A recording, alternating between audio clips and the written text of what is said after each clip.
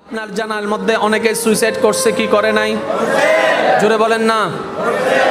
অনেকে কষ্ট সহ্য করতে না পেরে সুইসাইড করে। যে সুইসাইড করে, বিষ খায়, ঘুমের ওষুধ খায়, কিংবা অন্যান্য পথ অ্যাপ্লাই করে, যখন ফাঁসিতে সে ঝুলে যায়, ফাঁসির মাধ্যমে সুইসাইড করতে গেলে তার আবেগটা, তার কষ্টটা যখন তার ভিতরে আউট অফ কন্ট্রোল শয়তানে বানিয়ে ফেলে, সে আউট অফ কন্ট্রোল হয়ে যায়, তখন সে নিজের হাতে দড়ি বাঁধে, তখন কিন্তু সেন্স কাজ করে না। যখন সে এটাকে রাউন্ড করে তখন সেন্স কাজ করে না। যখন সে ঝুলাই দেয়, গলার মধ্যে লাগায়, তখনও সেন্স কাজ করে না। যখন সে ঝুলে যায়, পা থেকে চেয়ারটা সরাই ফেলে, যখন আর কোনো উপায় থাকে না, তখন শয়তান ওইখান থেকে সরে যায়। সরে যাওয়ার পরে তার বিবেক তখন কাজ করা শুরু করে, তখন সে নিজেই বাঁচতে চায়, নিজেই ছুটতে চায়, কিন্তু আর কোনো উপায় থাকে না। তখন সে ভাবতে থাকে, আমি কেমনে করলাম, আমি কেমনে করলাম, কষ্ট তো আরো অনেকের জীবনে আছে, ওরা তো ঝুলে নাই, আমি কেন ঝুলে গেলাম। এই জন্য ভাইয়েরা, শয়তান থেকে সবসময় সাবধান থাকতে হবে। তাকে কখনো লাই দেওয়া যাবে না, পাত্তা দেওয়া যাবে না। সে আসার আগে রাস্তাটা বন্ধ করে দিতে হবে। এটাই হচ্ছে ইমানদারের কর্তব্য। ইমানদার শুধু বলবে, কষ্ট দিলেও আমি আল্লাহর, কষ্ট না দিলেও আমি আল্লাহর। সুবহানাল্লাহ। আপনার শুধু একটাই কথা থাকতে হবে, আলহামদুলিল্লাহ।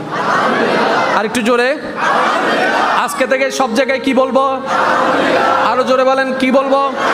কোন একটা বিপদের সংবাদ শোনার সাথে সাথে আমরা এতদিন না বুঝে বলেছি, আজকে থেকে বুঝে বলবো, ইন্না লিল্লাহি। তার মানে যতক্ষণ আপনি এই আয়াতটা পড়বেন, মনে মনে চিন্তা করবেন, এটা তো আল্লাহর, এটা কার?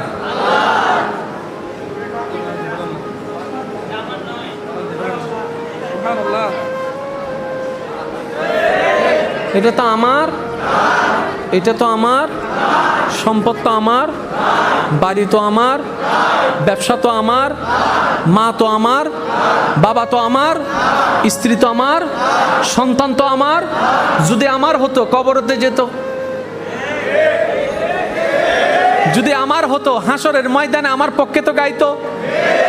ওইখানে যেহেতু আমার নাই, আমার বলতে কিছু নাই, তো মা বাবা, স্ত্রী পুত্র সন্তান, স্বামী স্ত্রী, এগুলা কি? এগুলা দুনিয়াতে চলার জন্য একটা নাম মাত্র, পরিচয় দেওয়ার জন্য। এটাকে আমার ভাই, এটা বলার জন্য একটা নাম মাত্র, এটা সাময়িক। যতক্ষণ নিঃশ্বাস আছে, নিঃশ্বাস চলে গেলে সমস্ত নাম বিলীন হয়ে যাবে, সবার নামের সাথে লেগে যাবে মরহুম, সবার নামের সাথে লেগে যাবে মরহুম। সবাই আর দেহের কথা বলবে না, সবাই শুধু লাশ বলবে।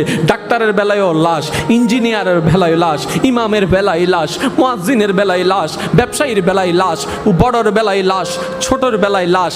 আমাদের শুধু একটাই নাম থাকবে, লাশ। তো যেখানে আমরা সবাই লাশ, আগে থেকে লাশ হয়ে গেলে তো এই অহংকার আর থাকবে না, হিংসা আর থাকবে না। সেজন্যই তো নবী রাহমাতুল্লিল আলামিন হাদিসে পাকে ঘোষণা দিয়েছেন, মুতু ক্বাবলা আন তামুতু।